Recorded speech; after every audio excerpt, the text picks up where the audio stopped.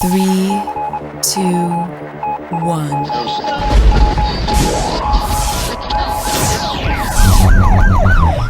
We'd like to welcome you to another edition of GrokTALK, brought to you by New Hampshire's leading conservative blog site, GrokTALK.com. We are your feared, extremist, right-wing, hard-charging, gun-toting, opinionated, outspoken, rabble-rousing, letter-writing, radio microphone stomping conservatives and rational libertarians. So get ready for more news and opinion you could only get from GrokTALK.com. GrokTALK. Welcome back to GrokTALK. Turn down this microphone, turn this microphone up. It is July 25th, almost All day. August. Getting near the end of summer, ladies and gentlemen. Please take some time to check us out on iHeart, Spreaker, Stitcher, iTunes, and TuneIn. We'd like you to like us on Facebook and follow us on Twitter. We have hundreds and thousands of videos on YouTube. Go to Granite Grok on YouTube. We're also on Ustream, which you may be watching this program on at this very moment. But we're going to move forward. I want to thank Kimberly Morin, who may still be there. I don't know. Are you still there, Kimberly? I'm still here. All right. You hang on. We have Keith Carlson in the room. He is here to discuss the Health Care Compact. We did have somebody in to talk about this a year or two ago. Yes. And I can't remember. Well, let's talk about it again. Anyway, welcome to the show. First of all, let me turn your microphone up. Thank you. Thank you. Let's try that. Thank you. Thank you. No, that's not you. Is that you? Thank you There for having you me are. on the show. I There he is. keep adjusting. No, there he is. I keep it. We changed something again. I don't know what it is. They're not in the right order anymore. I gotta number them. I gotta number the headset, Skip. We got dots, right? Let's We have number dots. these puppies. Anyway, That's what I brought him in for. yeah, that's what the dots are for. So, welcome to the show. Try that again. Thank you. I've been a fan of Granite Grok for years, so it's an honor to be on your show. Okay, Well, we've thanks. been a fan of healthcare for years, and we have a brief understanding of the healthcare compact, but it's not a topic that comes up a lot, even though healthcare does. I understand what the mission is, but why don't you just explain it for our listeners, and then we'll go from there. Sure. So the Healthcare Compact would allow the states to actually take control of healthcare policy. It's an interstate compact, which is an agreement among two or more states. It's part of the Constitution, Article 1, Section 10, Clause 3, the Compact Clause. And so it's an agreement among two or more states. And it's sometimes the federal government also gets involved when the compact actually tells the government what to do. So in this particular case, it will tell Congress to fund the same money that's funding health care, the Medicaid money, the Medicare money, bring it to the states, but enable the states to look at all of the there's thousands of pages of federal health care law, all these different ordinances, regulations, code. It would allow the states to look at that, figure out what works for the unique population of that state, and if something doesn't work or 500 pages don't work, the state would be enabled to remove those restrictions. So it's a block grant with no strings attached. And then the third thing is because state reps aren't or state senators sometimes even aren't experts on every issue, it would create a non-binding advisory commission. And you guys were actually talking about laboratories earlier. So it would allow 50 laboratories of democracy or republicanism to be in action. The 50 different states could all have their own healthcare issues, figure out what works for them, and this commission would figure out what was working in various states, figure out ways to make it more affordable, more accountable, and improve services. And if something worked in, let's say something worked in Florida, we could try that in New Hampshire, or if something failed completely in California, we would know not to try Like that gun control, approach. right? Exactly. All right, yeah, that's a cool idea. Now, you sent me a link to a letter from the Secretary of State of Kansas, correct? Yes. Yes. Chris Kobach. Dear Republican Member of Congress, dated July 9th, 2015. And now, is Kobach like one of the leading lights of this whole project, or? He's the Secretary of State of Kansas. He thinks that as a Secretary of State, he has to promote the positive legislation that his state passes, and he believes this is the only solution to fixing Obamacare or going around Obamacare while President Obama is still our president. So he's very determined to encourage people to pass this. Well, the Founding Fathers plainly did not intend for the federal government to have any authority over health care or health insurance, as James Madison's Federalist 45 makes clear. Nevertheless, The Supreme Court has twice found a way to make it possible, first by distorting the taxing power of Article 1, Section 8, then by implausibly reading exchange established by a state to mean exchange not established by a state. These rulings left many who cherish the sovereign authority of states wondering if there was any way left for the states to avoid the overreaching federal mandates and regulations of Obamacare. Fortunately, there is. We'll put this up. I have read the last line that's underlined on that, though. It is important to note that Compact Clause does not require the President's signature. Only Congress need approve. Very well timed, given the particular balance of power between Congress and the President and the political parties. We need a few more state compacts. I seem to remember, actually this is Kansas, but I noticed that Oklahoma was on the list. Weren't these states parties to the initial lawsuits that basically said you can't establish subsidies in our states and penalize our employers? Only we can do that as states. Some of the states basically said if we don't have a state exchange, the IRS, can't come in and intrude on our businesses. Some of the states were. That's not really directly related to this. But if you turn to the second page, there's 9 states that have already signed this compact. Mm-hmm. And it's been discussed in the majority of states, including New Hampshire. The Josiah Bartlett Center wrote positive things about it in 2012. It passed the New Hampshire House. Unfortunately, typically with a bill, it doesn't usually pass the first time it's proposed. But I assume it will come back in New Hampshire, and it's being discussed in Vermont and Montana and Ohio and states across the nation right now. I noticed that Senator Kelly Ayotte's not on this list. Yeah, this just went to surprise. This just went to the 94 representatives and senators that live in the 9 states that have already passed the healthcare compact. Okay. And well, the thing about the compacts are, a state doesn't have to pass them initially. So let's say the healthcare compact became federal law 3 years from now. New Hampshire could join then, or join and then withdraw. A state can join and withdraw a compact at any time. So it's not required for, this. New Hampshire hasn't missed the boat, is what I'm trying to say. Okay, I have a question, and this is really for the other 2 Goxes. And Kimberly, you're on the phone still, right? I am. I'm listening because I've been wanting to talk to Keith about this, so this is great. Okay, that last line that Steve wrote about, that it only takes Congress to approve and not the President. How many of us really do believe that Kelly Ayotte would vote for this and permit New Hampshire to participate in one? Here in studio, raise your hand. Who do I think? Do I think? So you think Kelly Ayotte would vote for it? Waiting. I'm clarifying the question. You're asking if I think she will or won't. She will or not. No. She won't. No. She won't. Kimberly, My hand's down. your hands down. And I'm not asking you because you get yourself in trouble. See, we get to say things and do things that other people can't. So okay. So much for that. All right. So continue, sir. Well, right now, actually, Vermont. Vermont has 3 political parties, believe it or not. There's the Progressive Party, the Democratic Socialist Party, and then there's a few Republicans there. And there's a tripartisan bill right now that's sponsored in Vermont. Because not only does this, it doesn't really, it's not a direct attack on Obamacare. Some people might look at it as that, but it enables the states to actually look at healthcare.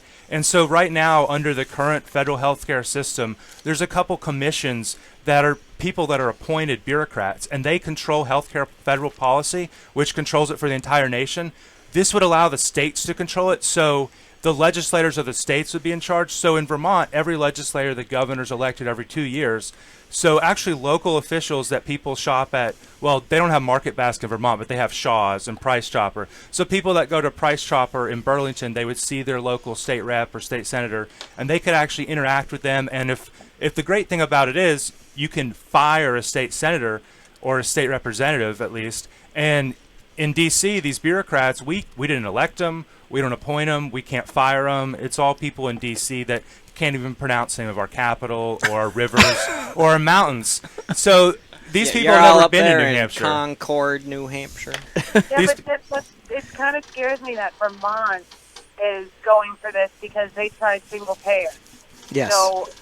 So what is that kind of telling me? It tells us that they want the freedom to put single payer in place without having to deal with the federal government. Yeah, but it also means that they may want to leech off of the other states, because when they looked at this, it was going to cost like 3 times the state budget and raise taxes 75% With on the everybody. compact, they'd only get their block grant, and they'd have to make do. Yeah, and really that's the only this laboratory of democracy decided we'd be taxing ourselves to death and backed off of it. But man, they are so upset that their citizens don't have enough money from which to take to spend it on the citizens. You know, you can't make this stuff up.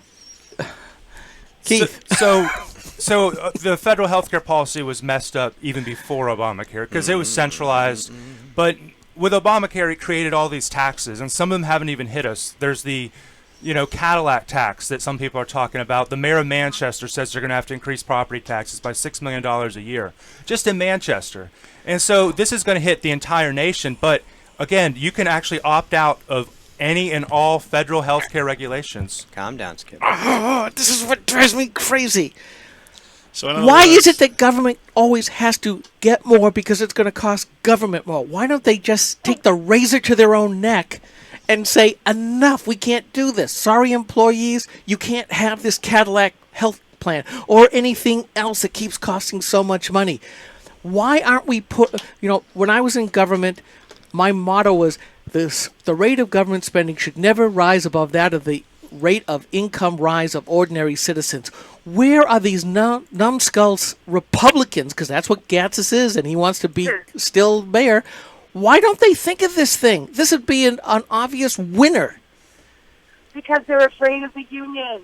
The biggest contracts and expenses in every municipality in this state and every state across the country are union contracts. Let them strike. And union pensions. And that gets me back to my 100% and nothing that I was going on about in the pre-show, which is, the unions are going to stick out to keep their pensions, keep their benefits under all kinds of threat and duress, and they'll swing the elections, except at some point the town, the state, the county is going to go bankrupt, and they'll have 100% of their guaranteed pension, but there'll be no money in the pot to pay it, and they're going to get 100% of nothing. They don't understand they're better off getting, say, 90% and actually keeping it, or getting a 401k plan and actually keeping it.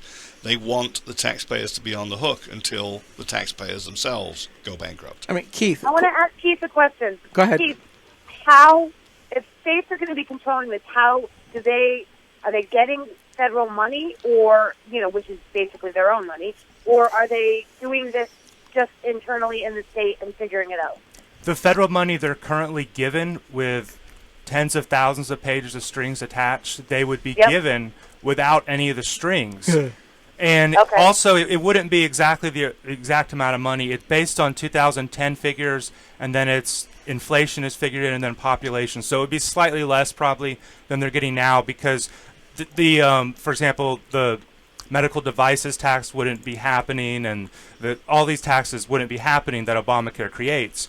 But the states would actually be able to look at the money, put it where it's needed, not where some bureaucrat that's never been to Iowa or Idaho thinks they should put their money, or, of course, New Hampshire. Okay, Keith, I got a question for you. Stockton, California. Multiple towns and cities in California have gone bankrupt, and it leads on to what Mike was alluding to, in that these pension costs for the salaries, which sometimes are in excess of their actual salaries, the health care costs and everything else, the property taxes are going way more towards the unionistas than it is for providing services like we saw in Detroit, and everything else was going bad.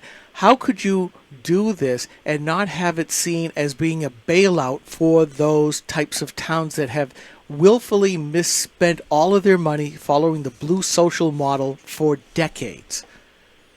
It would give the state of California, the people in charge of it, the people in charge of the state of New Hampshire, which, by the way, you could be one of if you ran for state rep. Anyway, I wish I could. It would Trust me. give those people the flexibility, the innovation, the accountability to actually make changes. And I don't really see the direct correlation of how it's a bailout. Like, if New Hampshire gets this, I don't see how New Hampshire would justly use it to help the unions. They would use it to help the people of New Hampshire, and the House and the Senate would have the debate, and they would spend the money towards the people the way they wanted. And if they did do it the wrong way, they would be kicked out of office, which is something that this actually brings back to the healthcare debate. Because right now we can say, well, our congressman this, our congressman that, but our congressmen have no authority to change healthcare policy under the current system. But I'm looking at the state of California, which is just about as bankrupt as you can be other than Illinois. And you look at these towns, and they've run themselves into the ground. Now all of a sudden they get this massive amount of money coming in from the federals. It's the same well, money. it's the states, but the states are going to they're going to bail out the towns because Well, maybe they aren't. But, yeah, Probably. It's the same money with no strings. That's Yeah, really. yeah, There's no new bailout. It's the same bailout they've but been it's still getting. a pot of money It coming doesn't in. change that problem, though. It's the same problem. The towns are Well, that's- still going to go that's what- bankrupt, and it's state policy that will have to affect how that money is distributed. And if they decide you're a bunch of incompetent bastards, we're not giving you a dime, they can decide that at the state level, not at the federal level. And that's where we're going to go on a break, and we'll be right back. So everybody stay tuned. Hi, this is Rich Gerard, host of Gerard at Large in the Morning, the Manchester area's only locally owned, locally operated, focused, and interested, riveting radio show, heard live every Monday through Friday from 6 to 9 on 90.7 FM WLMW, New Hampshire Family Radio, and available 24/7 live or archived at GerardAtLarge.com. Be sure to tune in. This is a coalition of New Hampshire taxpayers. We're located at 8 North Main in Concord, New Hampshire. This is a repository for all things conservative and municipal. So if you have a problem in your town, your school, your budget committee, the right to know law, and now the top of our list is voter fraud. You have a tip for us, some information for us, you want to join or help us out, cnht.org.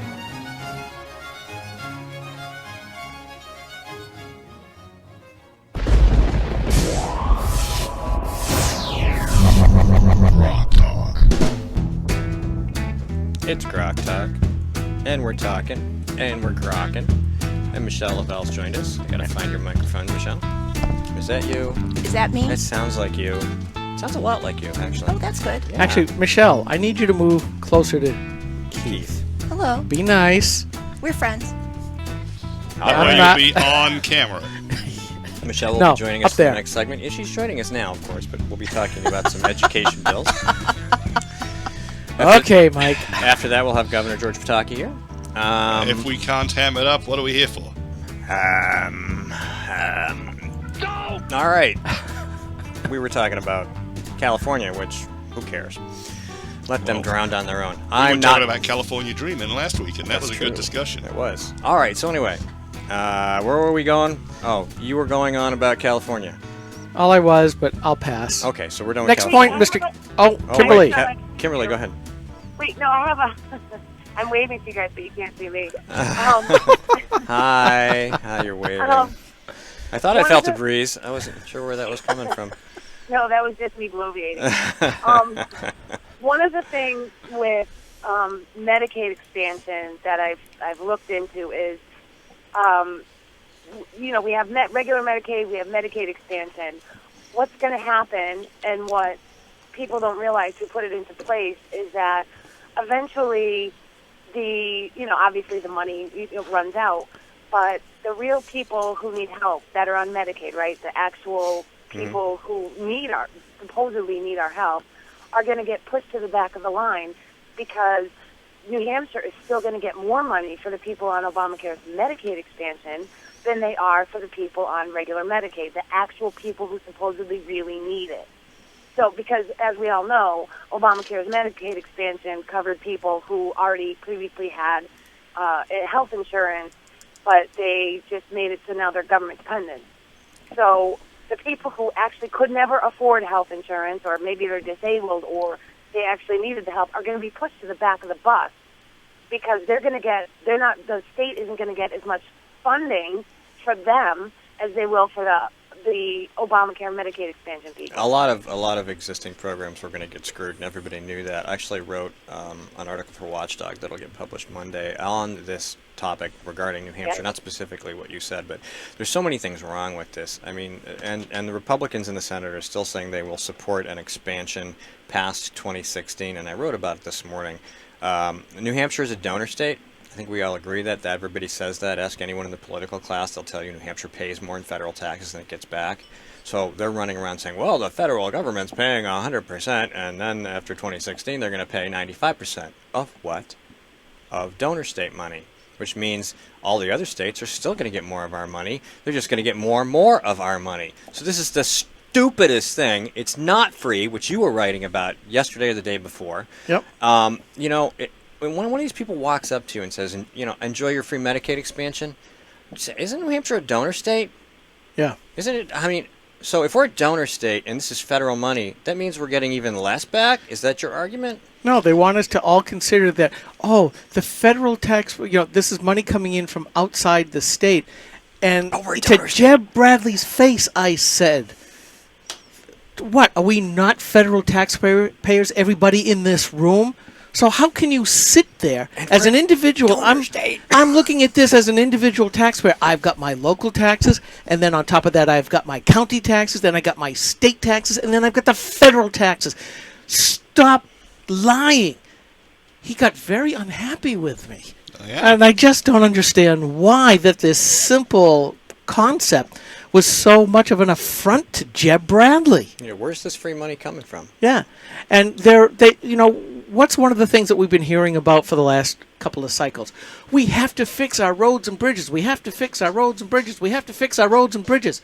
Well... But they don't fix them, and they steal the funds. Yeah, and then they spend it on other stuff, Kimberly. What is wrong with me? Am I such a simpleton with these simple ideas? If you're going to rail about something, how about fixing them first? Take the political will and fix them first? I'm going on rants today.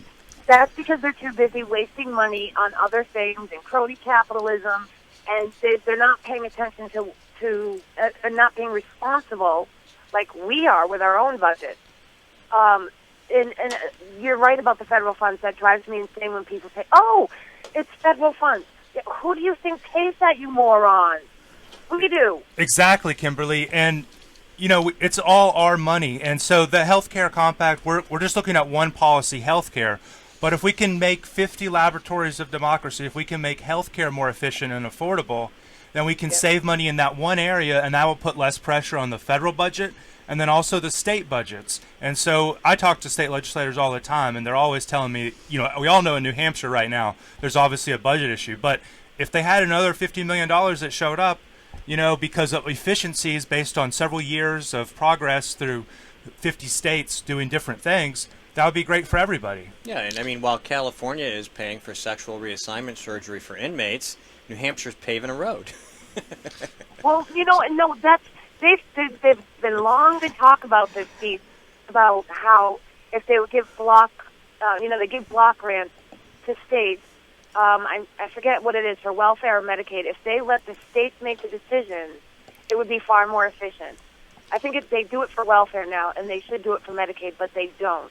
And that's why Medicaid is such a disaster and a mess, and one of the worst healthcare insurances, quote unquote, in the entire country, because the feds run it, and they don't let the states make the decisions based on the state needs. Okay, so as I see it, Kimberly and folks, there's a problem with this whole idea of block grants. The problem is, once the government's got its hands on the money, the government and the bureaucrats are going to try and decide what they, and therefore we, will do with it. So we're assuming here with this healthcare compact, it's legal and constitutional for the states to make a compact amongst each others. For example, all the states could get together and allow concealed carry across state borders if they chose to. But the place where I see this breaking down, and where Keith can correct me, the states can agree amongst themselves that they're going to experiment with healthcare, and they're going to use the block grants to experiment within their borders. But what if the government says, well, we're not going to give you a block grant. You do it our way or you don't get the money. So there's an issue with that. It's called House Joint Resolution 50. It's in Congress right now. It's being debated. Representative Doug Collins of Georgia submitted it. So our goal is to get this bill passed at some point.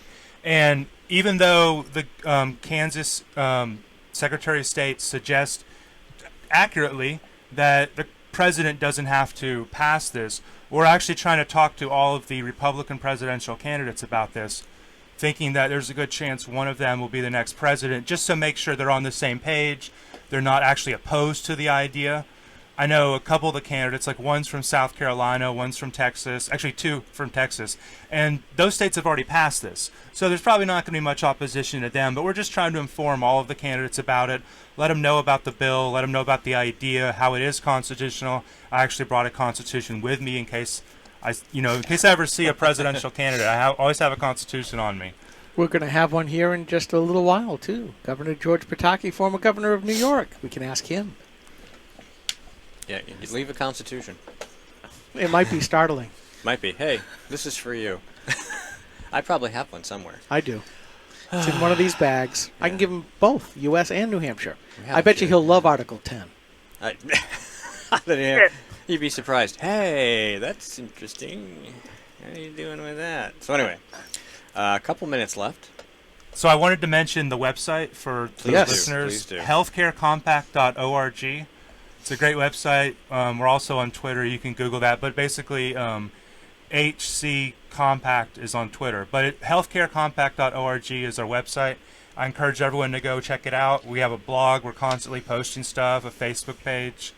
And I'm going to be traveling the state. So today I'm going to a national security conference. That's what I was talking about. I'm going to be talking to presidential candidates about this. And then Senator Rand Paul is going to be in the North Country. Later today, I'll be talking to him. So get out there, talk to people. I just looked at a WMUR poll. This is healthcare is one of the top 5 issues in New Hampshire right now that the voters are concerned about. So this is a major issue in New Hampshire. It's got education. I think the latest poll I showed was just slightly above it. So Michelle's going to be talking about education, and that's also, of course, a major issue in New Hampshire. It is. Indeed. Indeed. I'm going to go off on a side tangent. So you're going to that meeting that's been labeled by the Southern Poverty Law Center and the Center for American Islamic Relations as a hate group? Good job there, guy. I saw that 5 presidential candidates are going to be there. I hold those 2 aforementioned groups in very low disregard, by the way, because we've got some people who are going to be speaking about anti-Islamic jihad. So, of course, political correctness, we must shut you up. Right. Right. Not happening. No. No. That conference started at 8:30 and it's running until 6 tonight. Yeah. It is a all-day thing, and here we sit. Here we sit. Yeah. Well, I have other things I have to do. You guys are welcome to go. I bet you I could get your press pass. No, I could get in if I wanted to, but no, I've got other stuff to attend to, like Life. Life. Thank you. That's a much better way of It's a putting hobby. it. Nobody's paying you to go there, so. Thank you, everybody, for having me on. I really appreciate the opportunity, and if you want to talk about it more, I know I've been talking to one of your bloggers, Tom, about this idea. Mm-hmm. So if you ever want to know more about interstate compacts, there's over 200 of them right now. New Hampshire's involved in over 30, or the Healthcare Compact, or if you want an update anytime, let me know. Well, that'd be interesting to see what we've got ourselves enmeshed in. That would be. I mean, maybe there's some good stuff in there. Nicely put there, Yeah, Steve. there's got to be something in there that's good. I mean, this is good. I like this. There's an education one real quick. So people in New Hampshire can go to school in Vermont if they live near the Connecticut River, and the same is true. So there's some students from Vermont that go to school in New Hampshire. Oh, there is, yeah, and we had this discussion with the whole Croydon thing, and, Yes. and that all ties to that, because that's already a legitimate process. You can go spend your money in Vermont on a school, so we'll have to have Jody back on, too, talk about that. All right, we are going to come back in a few minutes to talk to Michelle Lavelle about Governor Hassan and some of the legislation that has come and gone in the past session, maybe some legislation that's coming back. And, of course, we still have veto override day has not arrived, and we are waiting to see, want to push hard to get some of these bills over the hump, even though it's going to be a tight squeeze. So everybody stay tuned. This is GrokTALK. We will be right back. This is Rich Gerard, host of Gerard at Large in the Morning, the Manchester area's only locally owned, locally operated, focused, and interested riveting radio show, heard live every Monday through Friday from 6 to 9 on 90.7 FM WLMW, New Hampshire Family Radio, and available 24/7 live or archived at GerardAtLarge.com. Be sure to tune in. This is a coalition of New Hampshire taxpayers. We're located at 8 North Main in Concord, New Hampshire. This is a repository for all things conservative and municipal. So if you have a problem in your town, your school, your budget committee, the Right to Know law, and now at the top of our list is voter fraud. You have a tip for us, some information for us, you want to join or help us out, cnht.org.